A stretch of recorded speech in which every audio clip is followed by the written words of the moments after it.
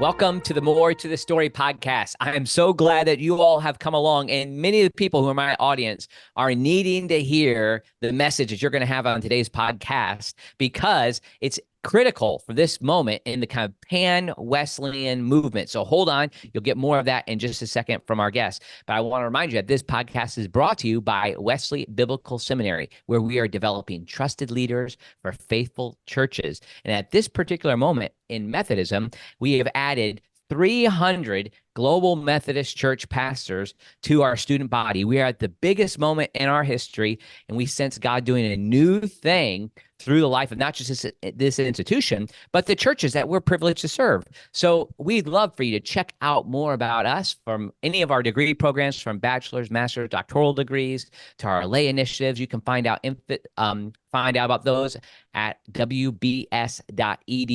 Also, this podcast is brought to you by Bill Roberts, who's a financial planner who comes alongside people, particularly pastors, and helps them think about their retirement, something we don't do very well. So I love for you to check out his resources at williamhroberts.com. And finally, if you are not signed up for my email list, I'd love to get you to sign up for that. And I send regular content out. And if you sign up for my email list, I'll send you a little tool that I've developed called 5 Steps to Deeper Teaching and Preaching. It's a 45-minute teaching that I have together, but then a worksheet that you can use that will help you prepare, not just if you're a preacher, but if you're preparing a Sunday school lesson or anything like that. And often people are looking for some way to get deeper in the scriptures, and that starts kind of on the front end as we're studying. So I'd love to send that resource to you if you sign up for my email list at andymillerthird.com. That's andymillerIII.com. Okay, I am thrilled to bring into the podcast Thom Rainer, who's the CEO of Church Answers. If you've been around to the church world for any time, you have seen his name, and if you haven't, you should have. And I'm glad to introduce him here to you today. Thom, welcome to the podcast. Thank you, sir. This is going to be fun. Fun for a lot of reasons, but I'm not going to define them right now. I'm going to let you define them through the questions. But even though I don't have the preloaded questions, even though I don't know what you're going to ask, I know something about your audience, may not a whole lot, and that's why it's going to be fun for me. So let's just see what happens. Well, that's great. You know what? One of the real treats for me in developing the podcast over the last couple of years is finding an audience and developing an audience and serving an audience. And my audience, as you know, as I told you in our email exchange, is made up mainly of people in the pan-Wesleyan movement, groups that would connect themselves to John Wesley and his theology, not just United Methodist and Global Methodist, but Free Methodist, Nazarene, Salvation Army, and a host of any denomination that has the word Methodist in its name. And this is an amazing moment in the life of that movement, particularly because of what's happening within United Methodism as churches have disaffiliated. Some churches have lost disaffiliation votes, and churches are being planted from those contexts.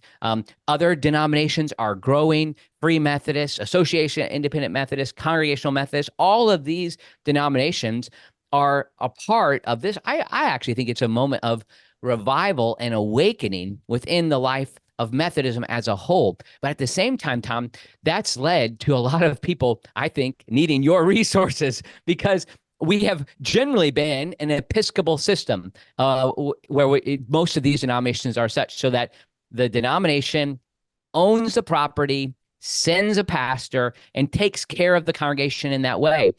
But now they're having to call pastors. Now they own their property. And now there's this unique opportunity for them to be able to think about what it means for them to exist as a church. And some of them are really struggling. So I'm curious, let's just imagine what it might be for there to be a church that has disaffiliated. Now, all of a sudden, they're trying to figure out who they are. What would you say to them in this moment where they're kind of forging an identity? There's a temptation for many of these churches, whether they are Global Methodists or anybody else that has a new opportunity, but I'll focus specifically upon the Global Methodists. There's a temptation to make all of the structure and the ministration flow smoothly, and it has to. It absolutely has to. I mean, Global Methodist denomination has chosen their retirement company. They have chosen other resource providers. So that's happening at the denominational level, and it's happening at the local level too, where, okay, we didn't have to do this in the past. Now what do we have to do? Here's my encouragement. My encouragement is to begin with the Great Commission is Yes. that which should be your priority. It is there are so many things to do when you are part of a new denomination. And I would encourage many global Methodists, let's don't go into, say, 2.0 for your new Yes. paradigm. Let's go into a new vision, a fresh vision. And that vision, if it does not begin with the Great Commission, that is going to fall by the wayside. So this is an opportunity for all of these congregations to say, we can do a lot of things right, but let's just follow the example of Wesley, the example of Christ, and let's go and make true disciples through evangelism. And that, to me, if you start there, everything else will eventually fall into place. If you don't start there, everything else will stumble because you're not starting at the right place. What was Jesus' last words on earth before he ascended? You will be my witnesses. Jerusalem, Judea, Samaria, to the ends of the earth. He did not say, let's decide polity. Let's decide that's been decided. He did not say, let's decide how many committees we're going to have or how we're going to fund deferred maintenance in the future. Those are important. But he said, first thing you got to do is be my witnesses. And that's how the early church got started in Acts 2:42-47. And that's my admonition to global Methodists. And, you know, I told you before we started recording and we had a conversation, we're working with a number of global Methodist congregations. And Yeah. when I say working, we're doing consulting, providing resources, a number of different things. But it is really, really fascinating. And I would even use the word fun because they're looking for they're looking for fresh vision. They're looking for fresh ideas. And Yeah. at least the congregations with which we are working are way open. And when we talk about conferences, they are open as well. So I am excited when I read the mission statement of Global Methodist. One of the things that just jumps out at me is the part of the mission statement that says we're going to passionately share our faith. And that's what they're about. If they can live up to that part of the mission statement, they are 90% there. That's why I'm excited about this movement. I think I got a little over exuberant. So I'll shut up. I love it. That's exactly why I wanted to have you on.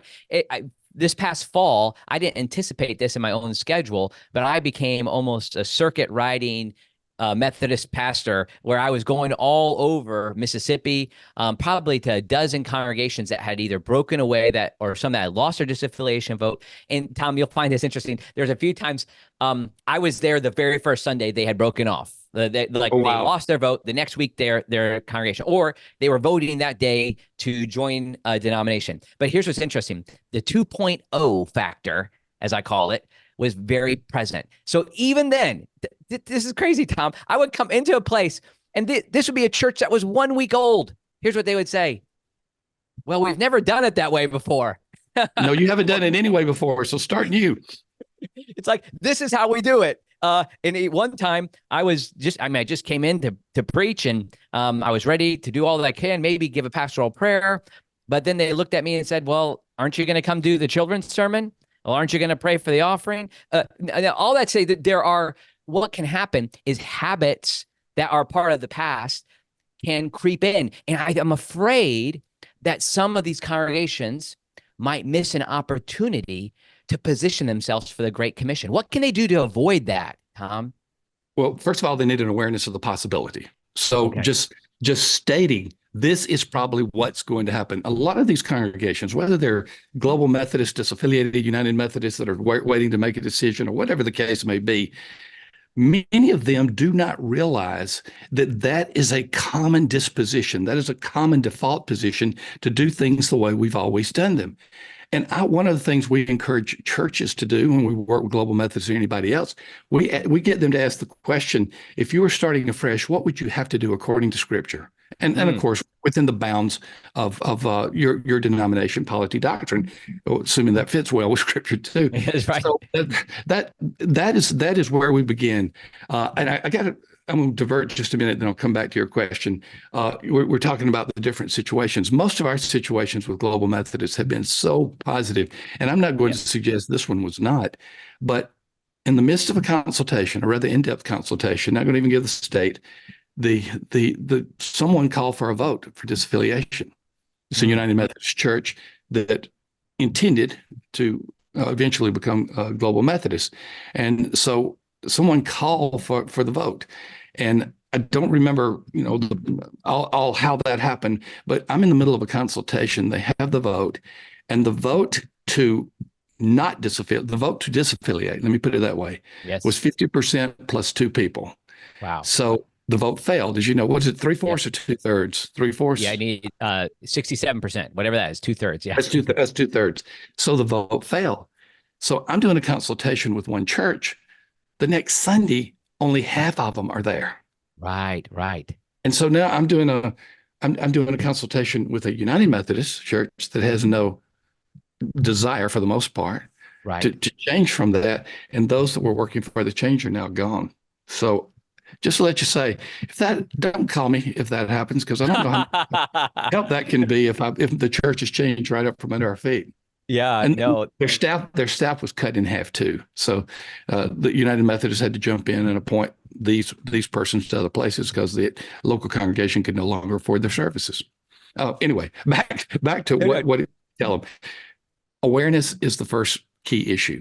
Yeah. Um, if this sounds like a shameless plug, I don't mean for it to be, but at Church Answers, we started doing research about 3 years ago about what's happened to churches that have had an intentional restart. Now, that Mhm. doesn't mean that they replant their churches. It doesn't mean that they disaffiliate, though they may, but an intentional restart. And we tried to find the common characteristics of these churches as they said, we want to be the church that God has called us to be. Let's throw all of our presuppositions aside. Let's get out our Bible and let's make those decisions. Well, we followed many of those churches and we followed them for 2 years. And there was a common theme in that. One was they came together for prayer that resulted in people being reached in the community. Hmm. They were Mhm. intentional about praying for the non-Christians, praying for those who weren't followers of Christ. Yes, yes. And we used what we learned and we started a ministry at Church Answers called the Hope Initiative. Hmm. And it's basically 30 days. You have a challenge, whether it's 7 or 8 of you in a group with a pastor, whether it's the whole church going through it, you have a challenge for 30 days and you go through that challenge. And we have seen that 30-day jump start just do some phenomenal things in these churches. I mean, I don't want to oversell or over be exaggerated, and I don't want to speak Yeah. hyperbolic, but we've seen so many churches, whether they use our resource or whether they use the principles behind it, have this 30-day jump start where it changes their culture, it changes their focus, and because we call it the Hope Initiative because it changes their posture of hope as well. Mm-hmm. So we are using that in a few thousand churches right now to Wow. jumpstart. I'm not just talking about Global Methodist, but there are a lot of other Oh, yeah. nations and non-denominational churches that could use this as well. But that's the opportunity that all these churches have. I mean, that have no matter where they are in the process, no matter if they figured out which denomination or any denomination which would be a landing point for them. Yeah, it's easy to come to a place where they're not one of these. Instead, the identity, my fear, and I've seen it happen. I've been in these churches in the last 6 months that it might end up being their identity is in what they're not, right? Okay, so Mm-hmm. we're not United Methodist anymore. We're not there. And so we are the home for the Orthodox evangelical Wesleyans, and that's who we are. But there's something key missing in that, like it's missing the Great Commission. The So Great Commission, exactly. I'm afraid, You're not an Orthodox church if you are not a Great Commission church because you've chosen to disbelieve yes, a major portion of Scripture. amen. I've been interested to see that some of them are often really thinking like, okay, all of our people live over here, as we're figuring this out. So we're going to land in this spot, but they might miss that chance then, like of really reaching their community to really say like, and to do these type of things. And my fear is then they'll end up being dead. And that's where in your book, Autopsy of a Dead Church, believe it or not, like I think there's a few of these churches that might just need to read that book to figure out if they are indeed dead. Tell us, that's been a really helpful book for me as I've helped churches see where they are and what they can do. Is that a real possibility, or do you think that's something that might need to happen too at this moment in Methodism, that some churches just need to realize they're dying? The reason that I wrote Autopsy of a Deceased Church was because I wanted them that aren't dead yet to be able to face reality.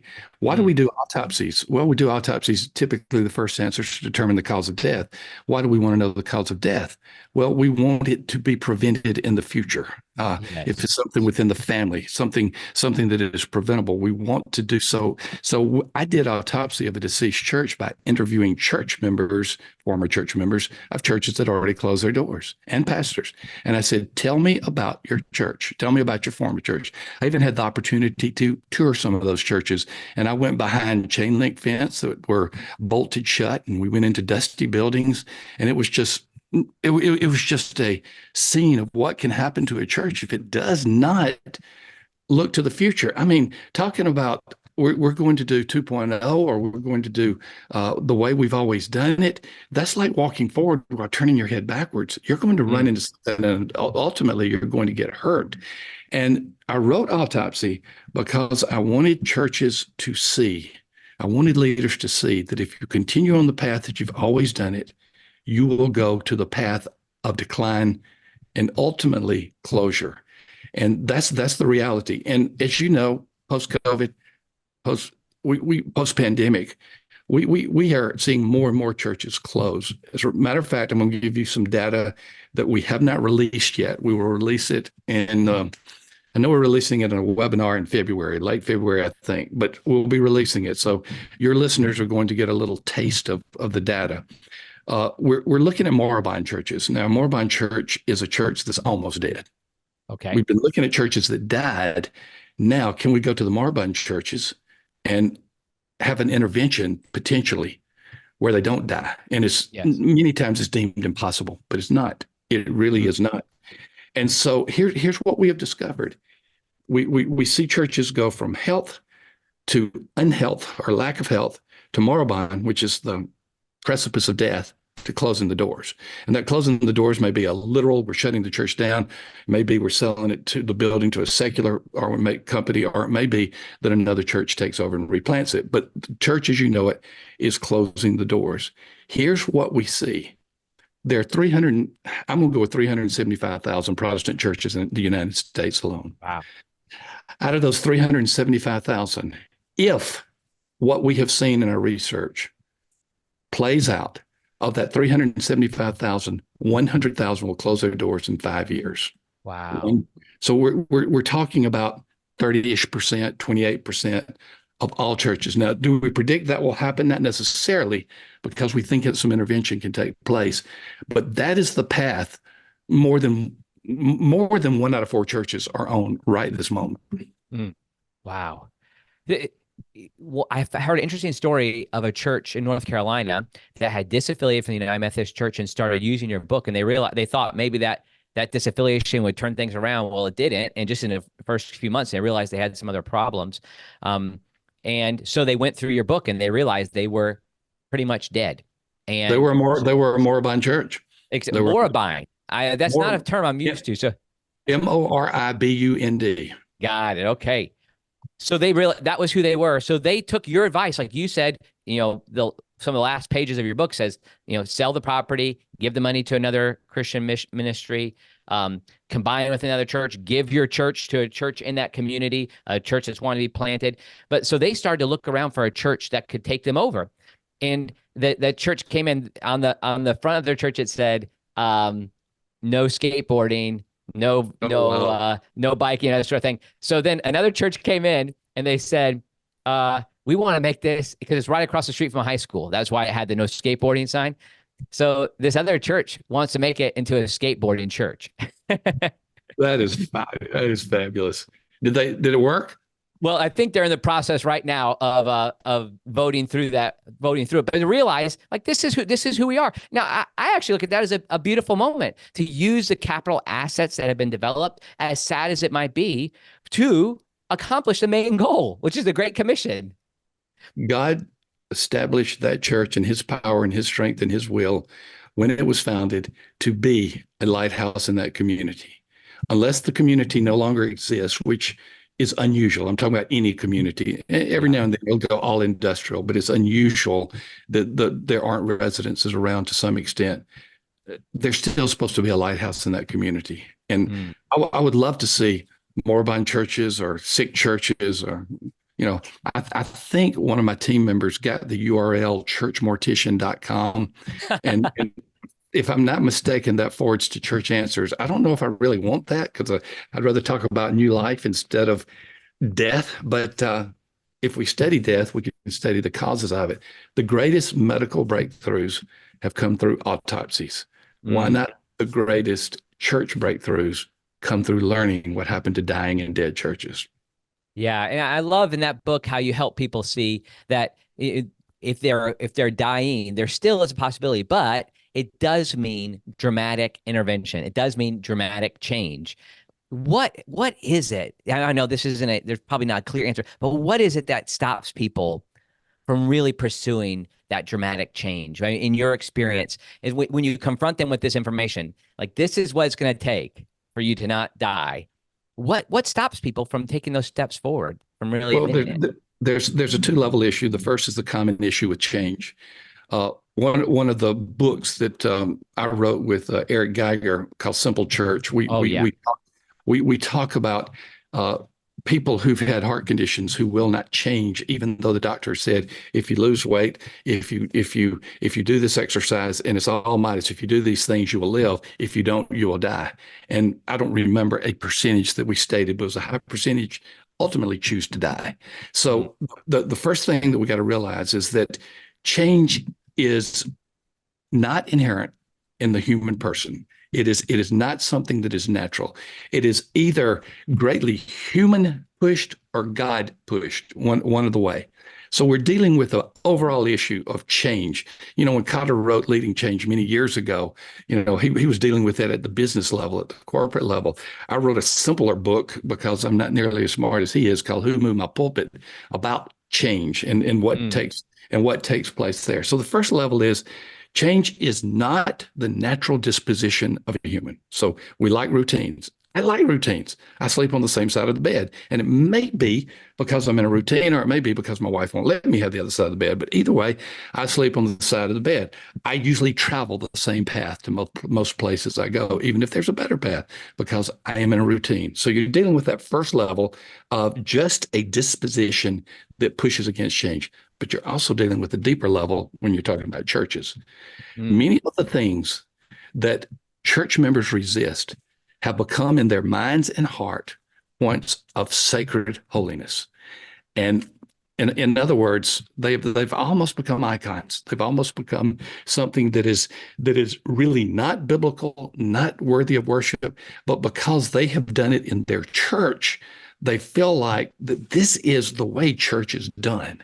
Mm-hmm. So, second thing that can really help these churches, and we've tried to push them in this direction in many situations, is to go visit 3 or 4 other churches that are healthy and see the difference between a healthy church and your church. We recently did that in a church in North Carolina, and they went to see another church that we knew was healthy for specific issues, and they were blown away. So those are some starting points. Start with the Great Commission, but even before you start with the Great Commission, you have to come up with dealing with denial and dealing with reality. Yes.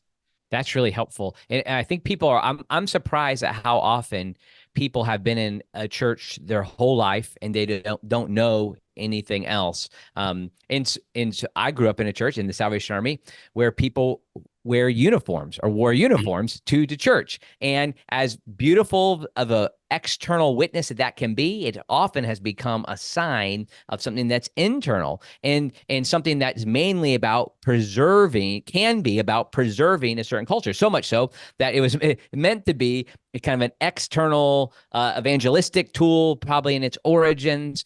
But Sure. people will often, and I say this because there's parallels to other church traditions. People sometimes will come into the Salvation Army, put on their uniform, go into the sanctuary, and then take it off before they leave, right? And so what is that? I mean, that says something about the nature of what it's doing. It's a internal piece as opposed to something that's meant to bring people in. And sadly, it can become like a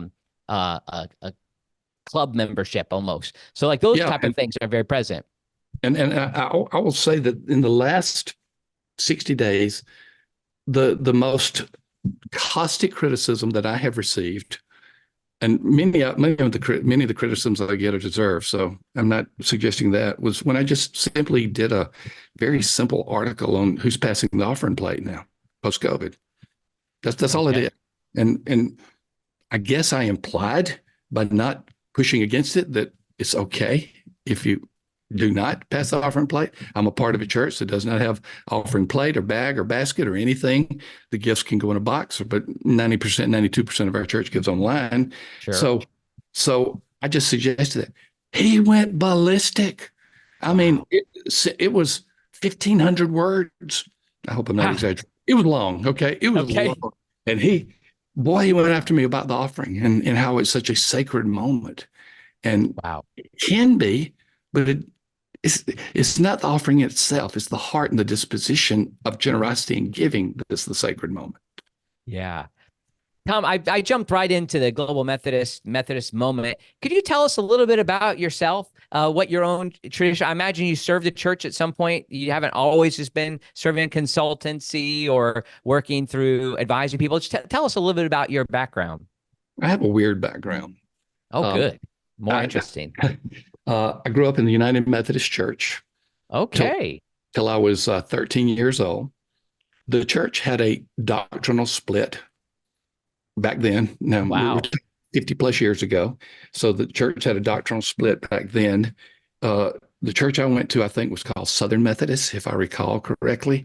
I don't even know if they're still around. But then that church had another doctrinal split because they were still arguing. So at the age of 13, I told my parents I wasn't going to church anymore. They Okay. had trouble persuading me otherwise because of what I'd seen and witnessed and the infighting and the bitter things and the families that were divided. And I could go on that. So I went unchurched from 13 to 22, which Okay. I should not have done. I know that, but it's been a great benefit for me. Even though it's a long time ago, I saw for almost a decade through the eyes of an unchurched person. I went back to church when I got married. One of the stipulations that my bride put upon the marriage vows was we're going to get in church. I was a Yeah. believer. I was an unchurched believer. And so we got back in church, and I was part of Southern Baptist tradition for some time. I'm now in a non-denom church. So, I've gone from different areas, but my background is this. I was a fifth generation banker. I grew up as Oh, uh, in banking, finance degree, along with my master's at seminary, started on the MBA, didn't finish the MBA, but started on it. And so love the business world. From there, I pastored 4 churches, and okay. Okay. I did go to seminary. So that included 6 years at seminary. I'm a very slow learner. And so I spent 6 years there and got a couple of degrees and uh, pastored 4 churches: Indiana, Florida, Alabama, and I'm missing a church: Indiana, Florida, Alabama. I'll remember it in just a minute. So It's quite jumping around quite a bit there. it's all east of the Mississippi, though. Yeah. Oh, Okay. Louisville, Kentucky. Okay. The first 2 churches, the first one was called Hopewell Baptist in Indiana. The second one was called Hopewell Baptist in Kentucky, and they were both on the border, so they were like 30 miles from each other, Indiana. So Wow. Easy to anyway, get him confused. uh, four churches. Uh, at one point, I was called to be a dean of the seminary from where I graduated. So Okay. I went into the world of academia like you are, and I served as a dean for 12 years, so about a dozen years. While I was a pastor, I started doing accidental consulting on the side, and I just helped churches, and it kind of evolved. There's a story to that. While I was the dean, I was much more intentional about being a consultant, because that's in the world of academia, as you know, if you can write, you can consult. There are things that are encouraged, particularly in the world of side gigs. And so I developed a practice that I was about to take solo. I was about to leave the seminary because I gotten to the point where I had to make a choice. So Mhm. instead of making a choice, I was called to be the CEO of the largest Christian resource company in the world, which is Lifeway. Yeah. So I went and headed up a company that had 5,000 employees and learned a lot about big corporate even though it's Christian, the big corporation. I stayed there 13 years. Wow. I finally got to do what my dream was, and I retired a little bit early and started Church Answers. And that was my intention at seminary before I went to Hmm. Lifeway. That my wife and I had already worked on all the legal work. We were ready to move. We were going to move from Louisville, where we were at the time, to Florida, and we were ready to go. And two things happened. She was diagnosed with very serious cancer. She survived, so Okay. praise God for that. And Yes. then secondly, Lifeway contacted me. And so my plans were changed. I kept trying to go solo, independent. So now I have a small company. We have about 21 employees. It's not the big corporation I was part of, but I'm loving every minute of it. So that's how Church Answers started. That's really helpful to hear. And you work with your son as well. We said that before the call, and I know you've written some books with him in the past, right? He's the president of Church Answers. I've co-authored with all three of my sons. Oh, forgive me for I know I only knew I see the last name together there, so I hadn't realized that. So tell me Well, we about did. them real quick. Well, Sam is the eldest, and he's still a pastor in Bradenton, Florida, Okay. doing an incredible job. But he also serves as president of Church Answers in the co-vocational world. My son Art is CEO of a company he started called Christian Money Solutions, Hmm. christianmoneysolutions.com. And the big thing that they have done is they have started a resource. There are others out there, but they've started a resource for churches to use to learn more about how to be good stewards of the money. It's not quite the same world as, say, Dave Ramsey, but there's similarities that are there. Okay. So he's CEO of Christian Money Solutions, but he gives me 10 hours a week at Church Answers. Okay. So I get that from him. Then Jess is my youngest son, and Jess is a pastor. Sam's a pastor as well. And he gives me about 10 hours a week as well. I have them in specific roles. So when we have our staff meeting, always by Zoom, we're all virtual. When we have our staff meeting, you have the two owners on there, me and my wife, and you have the three sons, and then you have about 15 or 16 other people. So Wow. I get to be with my sons either virtually or in person on a regular basis. My youngest son is my pastor when I'm in Franklin, which is in the Nashville area. Okay. My oldest son is my pastor when I'm in Bradenton. I split time between the two. I love that. I'm going to pray that something like that can happen from my life when It I get is to that stage. the greatest joy, the greatest joy. You And mentioned that Sam is a bivocational. I mean, maybe they're all working in a sense bivocationally. I think that's one of the shifts that's going to have to be made too in the global Methodist or in this new Methodist moment. Let's just say that as people are no longer just being assigned a pastor who's just going to come their way. Preachers come, preachers go, praise God from whom all blessings flow. And they've allowed that to be the driving force for how their congregations develop. And it might be that some of the smaller churches aren't in a position to have people come in and who are so many churches are reaching out to us now as a biblical seminary saying, we need a pastor, we need a pastor. And generally, here's what they say. They want somebody who's 42 with 2.5 30 kids. years experience, 2.5 kids. Yep. Yeah, that's And right. what are they doing? They're going to the past. Now, let me distinguish something. I know we're running out of time, but let me Yeah. distinguish something. It would help if churches understood the distinction between bivocational and covocational. All right. Tell me about that. Yeah. Bivocational is typically financially driven. In other words, you cannot pay someone full time. That's the driving force, and that's why you have a bivocational. The other alternative is covocational, and it's where you intentionally go into the world and look for people who may have a call to ministry, but not a call out of the marketplace. And so they do both. Jimmy Scroggins at Family Church, and the main campus is in West Palm Beach. I think they now have 14 campuses, and most of their campuses have a pastor who's co-vocational. Like one is a physician, and there are others. So these are people who say, "I'm called to be in the marketplace, but I have a sense of call to vocational ministry. Is there a place to do both?" And it's not a financially driven decision; it is a ministry driven calling. Okay. That's helpful. I haven't heard that distinction before. So that it's not would in those situations, would the compensation be minor from the church in light of that? Typically, it is. Typically, a physician is not going to take a big paycheck from the church, but that person has a certain sphere of connections that would be very appropriate for the context of that community. Gotcha. Speaking of pastors and calling pastors, all of a sudden there's this interesting moment that I've already talked to dozens of churches that who have never selected a pastor before. Oh, yeah. And all of a sudden Waiting they're in for the this moment. appointment. Yes. Here comes the appointment. Who's next? I need my Baptist friends. Please come help us. Tell us how this works. Congregational friends, how does this work? Give us some advice. Give some of these churches advice about what they should be thinking about as far as a process and leading to a place of finding a new pastor. First, I would be very careful in getting too much advice from existing systems because they have the same issues the way that they've always. And many of the, whatever you call them, pastor search committees or whatever process, even elder boards calling pastors, there tends to be the old way that we've always done it. And the way that we've always done it is we're going to call the seminaries, we're going to get resumes, and we're going to take 6 months to go through 100 resumes, and we may find one out of that. So I would be very, very cautious about doing a search that way. If I'm doing a search, I would ask the question, what is the culture and the DNA of this church? And how can we find that person? There's a different answer to many of those. Now, methodologically, you may have a leadership group in the church that's going to find it.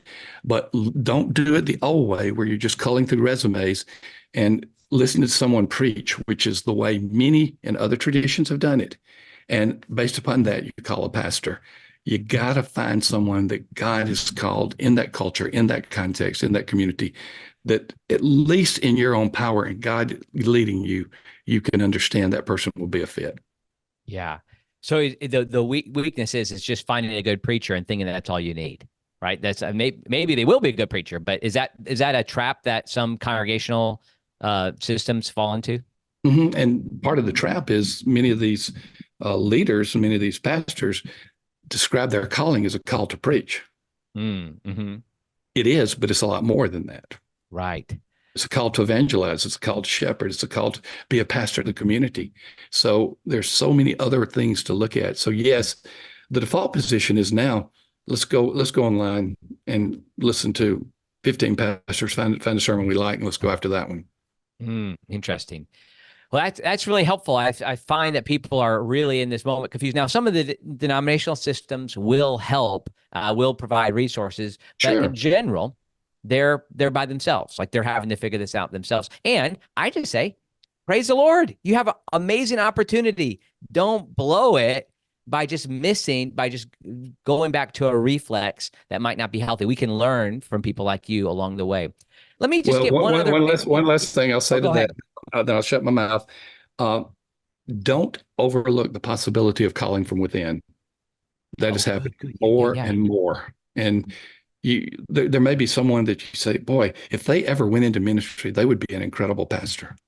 Well, you know what? That might be the person you call, and it may be bivocational, co-vocational, or it might be a traditional full compensated pastor. Don't leave that out. And then you can send them to Wesley Biblical Seminary, right? That's right. That's right. They probably go online. That's so often been the case. We've heard this story many times. So as the Global Methodist Church has emerged, they've changed. This is one of the beautiful things that they've done. They've changed the nature of their credentialing. So you used to have multiple layers of credentialing, but they've moved it to have simply an elder and a deacon. And in order, the educational requirements are facilitated like through a seminary like ours, where you take 10 classes at pass-fail to be a deacon, and then another 10 classes if you want to be an elder. Well, we've had 400% growth in our seminary because of this program. It's an amazing moment. And in some of the classes that I've taught, I can point to 3 stories that are just what you said, where maybe the church lost their vote, their disaffiliation vote, and then the next week they start a church and they don't have a pastor, so they've just recognized the gifts that God has given to people there. One is a beekeeper who's also a school counselor, and now tri-vocational, is also a preacher, and was in my preaching class and did a fabulous job. And I think it could have been easy to say, oh, we're going to wait. We're just going to figure out who we can get from a seminary. But maybe that person's right under your nose. Yep. I would not forsake that at all. So if you have a few more minutes, I'd love to just ask you. I loved your book. I know you've done several becoming a welcoming church. Hmm. I'd love to get just a couple insights there. 'Cause I think as churches are trying to even set themselves up physically, like what their basic structures, they're trying to develop websites. Could you give us just a few of the insights there? And I'll just encourage people to go and buy that book if you're in a new moment of Methodism. But could you just give us a little hint of what's there? Some of those things that people at churches aren't doing in becoming a welcoming church? Think of the Great Commission in different phases, if you will. And I'm not trying to just isolate the phases and make it a checklist of things to do. But the first phase is a change of culture, which is an outward focus. That's what we have been seeing and doing with the Hope Initiative. But then the second phase is becoming a welcoming church. Because if you connect with them in the community and they come to your church and they have a neutral to negative experience, that means the process has stopped at that time. And quite frankly, most churches do not see their congregation from the perspective of a community person who may have little church background or no church background. So what Mm. we do in becoming a welcoming church is we basically tell them this is what churches have done that have been fruitful. This is what churches have done that have not been. And here's the difference between the two. And we walk them through it. We do have an accompanying book that is really almost every time we see a cell of becoming a welcoming church, that one cell, it's called We Want You Here, and it doesn't have an author on it. I'm the Mm. author, but it doesn't have an author. But you give it to the guest. Mm. They read a book about how glad we are you visited. So Yes. we're seeing a lot of people just put that in a gift bag and giving it to people in the church. So that's a high level view of becoming a welcoming church. It does get granular enough where I think that someone could do that with the book, Become a Welcoming Church. At some point we'll have a resource on it, but for now it's the book. Yeah, it's one of those things that you have like the time of greeting. You helped us with that. I'll tell you one of these. I know you've heard these type of stories before, but I gave your book to a church, one of the largest Salvation Army churches in the country. But that means it probably has 350 members. But I gave it to them because when they came in, they had a time of greeting. First of all, and it scared all new people. But then after that, they had somebody go around with a microphone in front of 350 people and said, if you're new, stand up. And then they pointed to him and tell us why you came here. Well, guess what? You will not see them a second time. That's right. Some of the research we've done on this is just will blow people away. I may have the numbers a little off because I don't have the data in front of me, but I'm going to be close. 75% of unchurched people do not want a welcome time at all. Do not want a greeting time. I think it may even be higher. But here's the kicker. Over 50% of church members don't want one. Interesting. So even if you're just dealing with the family there, they don't like it. I'm an introvert. My idea of fun is going and sticking my head in a corner with a computer screen in front of me for 8 hours. So I'm a classic introvert. Yeah, well, I just encourage people to take a look at that book, so you think about the people who are coming in, how you can follow up, how you're welcoming them, how you're like thinking about your website, and that's the way people are welcome. So there's a lot of resources, Thom, that you've developed through the years that I so much appreciate, and I Thank hope you. people will pay attention to the things that you've said as they're trying to develop healthy churches. One reason my podcast is called More to the Story is a theological reason, because we want to say there's more than just getting our sins forgiven. There's the call to sanctifying grace in this life. But also, I like to think there's more to the story of each of my guests. So, Thom, is there a hobby you have? Is there more to the story of Thom Rainer? You're on a lot of podcasts and things, but is there something that you don't often get to talk about? There's probably good reason I don't get to talk about it because I love college football. And Okay. I am a college football fanatic, and I graduated from a school that just lost its coach, the University of Alabama. Oh, And man. we're seeing the transfer portal become this abyss where we're just losing people right and left. But here's what you may not know about me, but you really don't need to know this about me. I'm such a football fanatic. I played high school football, got a couple of small college offers, but nothing that I wanted to take up seriously. Knew that I couldn't walk on at Alabama, but I wanted to go to Alabama. So I didn't play for Alabama. Just to be clear to anybody that's listening, don't even hint that I did. But there was a coach named Bear Bryant, And I was such a fan of him that I selected my apartment on campus right outside the practice field. And the practice field was covered where you could not see what was going on inside the fence. But the bear, as he was called, every practice ascended to a tower to look over. So every day I would get in my lounge chair during football season and I would get my binoculars and I would watch his expressions during practice. Now that is weird. That is totally weird. Oh man, that's a real commitment. So what do you think of the way things are realigning? Not only you have the transfer portal, you have NIL, we have this upcoming playoff setup. And what do you think? Are you wanting to go back to the old ways, or what do you think? I'm not about to say I want to go back to the old ways when we've been encouraging church members to look at fresh things. Things are going to change. We might as well accept the way that things are going to change. And the pendulum has swung really much in favor of the players right now. That'll shift a little bit back. It's part of moving forward. So accept it, move on. Don't whine about it. I think your new coach is pretty good. I know you're worried probably with all these transfer portal things, but he's going to bring people into. I think you're going to be okay. You know what? I think we got the best coach other than the one we had. So okay, that's pretty good. I really like DeBoer. I like him for a lot of reasons. I like his character. I really do. Mm-hmm. So that's my opinion. I don't know. Sounds good. You're Mississippi. Are you a Mississippi fan? Oh no, I am a Big Ten person, and that pulls me away from a lot of people in my audience. I grew up in the Midwest.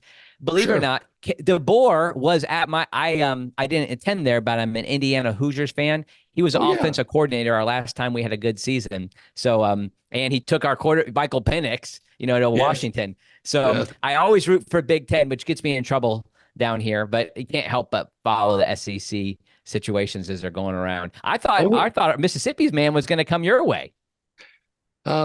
Too many bridges burned, unfortunately. But he did a great job as offensive coordinator for Alabama. So he would have done a good job, but we knew that he wasn't even on the list. Yeah, sure. Well, Thom, tell us where people can find your resources. What's the best? Churchanswers.com, is that it? Churchanswers.com. And here's where they can get everything free. Okay, I like that. We send a lot. 90% of what we do is free. And never buy a resource from us. Use our free stuff. Just go to churchanswers.com and just click on that you want to sign up for our daily newsletter. And you will get so many resources, not just information, but we give away a lot of free resources through that. So just do that. We'd love to have them. Okay. That sounds great. Thanks so much for coming on the podcast, Thom. It's meant a lot to me. My joy. Thank you.